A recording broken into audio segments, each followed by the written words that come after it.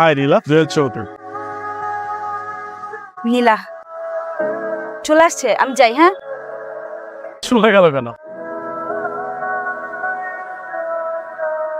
এটাকে তো ভালো লাগছে, এটা দেখ না কিছু করা যায় কিনা। দোস আর বয়ফ্রেন্ড আছে দেখছিস, তাছাড়া ওরা সিরিয়াস অনেক। আরে বয়ফ্রেন্ড আছে তো কি হয়েছে, সিরিয়াস আমিও হবো, অসুবিধা নাই তো, তুই একটু দেখ কথা বলে। ঠিক আছে, আমি ট্রাই করবো। শিওর? ওকে। চল তোর আজকে ট্রিট দেই। আসসালামু আলাইকুম। কল করছিলেন তামিম ভাই? জি ভাই, ওঠেন ভাই। ভাইয়া ক্যাশে না অ্যাপ ক্যাশ? ঠিক আছে ভাই।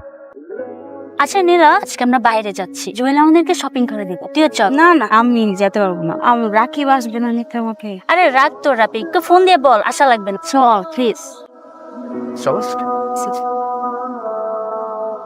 দামি দামি জিনিস মিষ্টি ফকিরের পোনায় তো দেয় নাই। আরে নীলা, এগুলো কই পাইছস তুই? এত দামি দামি কাপড় চোপড়, দামি দামি ব্যাগ।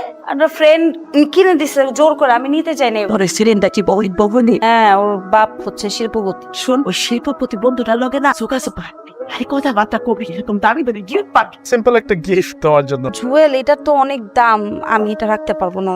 আরে কি বলো অনেক দাম? এটা তো এখনো লেটেস্টটা আসে না, আমি তো চাইছিলাম তোমাকে লেটেস্টটা দিতে। তুমি এটা রাখো।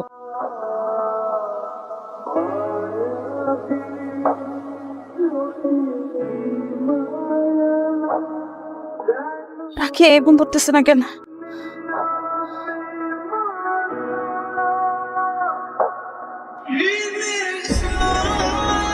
কি ব্যাপার নীলা, এত রাতে? জুয়েল, আমার মায়ের অবস্থা খুব খারাপ। জুয়েল, কি করা বুঝতেছি না। রিল্যাক্স হও, একদম টেনশন করো না, আমি এখনই গাড়ি নিয়ে আসতেছি।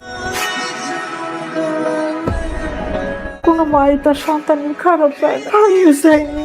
অভাবের সংসারে কত কষ্ট করে তারা মানুষ করছি। আজকাল যখন আমি অসুস্থ হয়েছি, আমরা কিছু ভাইবা ওঠার আগে জুয়েল ছেলেটা আমার হাসপাতালে নিয়ে এসে আমার চিকিৎসা করাইছে। পরে দেখে আমার কি মনে হয়েছে জানো, ওই রকম একটা পোলার হাতে যদি তরে আমি উঠাই দিতে পারতাম, কোনো চিন্তা থাকতো না। তো এই যে আমি অসুস্থ হয়েছি, এই পোলাটা কত কিছু করলো।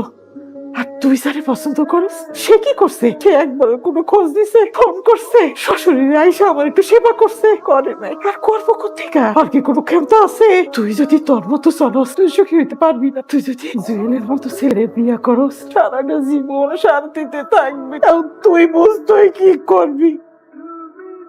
I love you.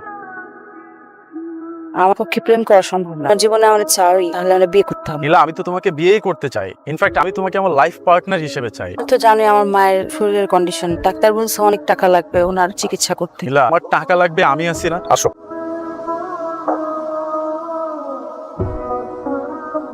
ভালো আছেন ভাইয়া?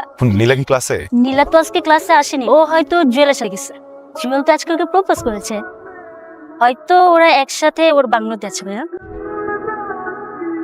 না তো ধরো, কান্না করার সময় না। রিল্যাক্স নীলা, এটা নিয়ে এত হেজিটেট ফিল করা কি আছে? তো কয়দিন পরে বিয়ে করব, তাই না?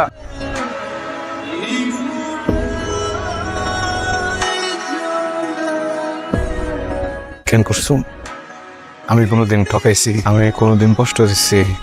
করছি এটা কি আমার একটু বুঝতে হবে, বুঝছো? আমি যদি নিজেরা বুঝতে না দিতে পারি, তাহলে বাচ্চাটা একটু মুশকিল হয়ে যাবে। আমার ভিতরে কি যেন একটা হইতেছে, এই জায়গায় কি যেন একটা হয়ে গেছে। তোমার কাছে কি এমন কোনো কথা আছে যেটা যদি বলো আমার এই জায়গাটা ঠিক হয়ে যাবে? কোন ক্ষতিটা করছি আমি? আমার ইচ্ছা, আমার একটাবার বলো। আমার তুমি বলতে একটাবার আমি যোগ্য না, আমার হইতেছে না, ভালো দরকার।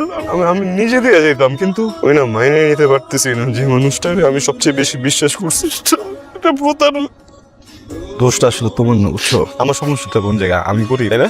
আমার টাকা কম, এটা নয়। হ্যাঁ, এই জন্য তো তোমার আম্মা আমার মানে না।